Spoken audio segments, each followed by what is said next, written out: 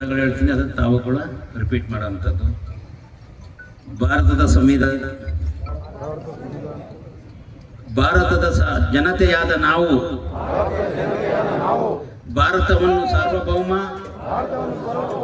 ಸಮಾಜವಾದಿ, ಧರ್ಮ ನಿರಪೇಕ್ಷ, ಪ್ರಜಾಸತ್ತಾತ್ಮಕ ರಾಜ್ಯವನ್ನಾಗಿ ರೂಪಿಸುವುದಕ್ಕಾಗಿ ಭಾರತದ ಎಲ್ಲ ಪ್ರಜೆಗಳಿಗೆ ಸಾಮಾಜಿಕ, ಆರ್ಥಿಕ ಮತ್ತು ರಾಜಕೀಯ ನ್ಯಾಯವನ್ನು, ವಿಚಾರ ಅಭಿವ್ಯಕ್ತಿ, ನಂಬಿಕೆ, ಧರ್ಮ ಮತ್ತು ಉಪಾಸನೆಯ ಸ್ವಾತಂತ್ರ್ಯವನ್ನು, ಸ್ಥಾನಮಾನ ಮತ್ತು ಅವಕಾಶಗಳ ಸಮಾನತೆಯನ್ನು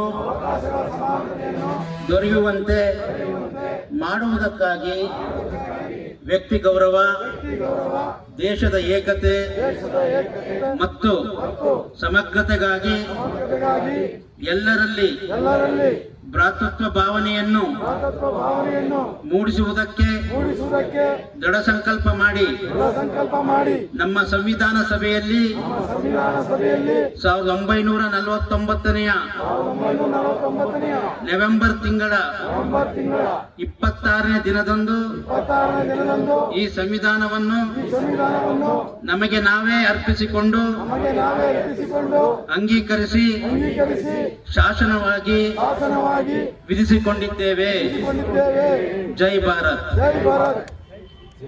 ಈ ಒಂದು ಪೀಠಿಕೆ ಇವತ್ತು ನಾವೇನು 1.5 ನಿಮಿಷದಲ್ಲಿ ಓದಿದ್ದೇವೆ, ಇದು ಪ್ರತಿ ಕ್ಷಣ ನಮ್ಮ ಸರ್ವಸ್ವ, ನಮ್ಮ ಹುಟ್ಟಿದಾಗಲಿಂದ ಹಿಡಿದು ನಮ್ಮ ಸಾವಿನವರೆಗೆ ಇದೊಂದೇ ಪೀಠಿಕೆ ನಮಗೆ ರಕ್ಷಣೆ ಸಲ್ಲಿಸುವಂಥ ಕೆಲಸ. ಪ್ರತಿ ಒಂದು ದಿನ, ಇದು ಅಂಬೇಡ್ಕರ್ ದಿನ ಅಲ್ಲ, ಪ್ರತಿಯೊಂದು ದಿನ ಪ್ರಾರ್ಥನಾವಾದಂಥದ್ದು. ಪ್ರತಿದಿನ ಬೆಳಗ್ಗೆ ನಾವು ಯಾವ ರೀತಿ ದೇವ್ರನ್ನ ಪ್ರಾರ್ಥನೆ ಮಾಡ್ತೀವೋ ಇದನ್ನು ನಾವು ಓದಿ ಬಂದರೆ ಖಂಡಿತವಾಗ್ಲೂ ಒಳ್ಳೆಯದಾಗುತ್ತೆ. ಇಲ್ಲಿ ಸೇರಿದ್ದವರು ಎಲ್ಲರೂ ಓದ್ತಾರೆ ಅಂತ ನನ್ನ ನಂಬಿಕೆ ಅಂತೂ ಇಲ್ಲ. ಇಲ್ಲಿ ಮಕ್ಕಳು ಇವತ್ತೇನು ಹುಣಸೂರಿಗೆ ಒಂದು ಪತಾಕೆಯನ್ನು ಆರಿಸಿ ಇವತ್ತು ಇಲ್ಲಿ ಬಂದಿದ್ದಾರೆ ಅವರ ಪೋಷಕರ ಜೊತೆ. ಆ 5 ಜನ ಮಕ್ಕಳು, ಹೆಣ್ಣು ಮಕ್ಕಳಾದ್ರೂ ಈ ಒಂದು ಪೀಠಿಕೆನೆ ಅಭ್ಯಾಸ ಮಾಡಿಕೊಂಡು ಇನ್ನು 4 ಜನಕ್ಕೆ ನೀವು ಓರಲ್ ಆಗಿ ಹೇಳೋಂಥ ಕೆಲಸ ಆದರೆ ಈ ದಿನದ ಕಾರ್ಯಕ್ರಮ ಯಶಸ್ವಿ ಅಂತ ನಾನು ತಿಳ್ಕೊತಾನೆ. ಈಗ ಮುಂದೆ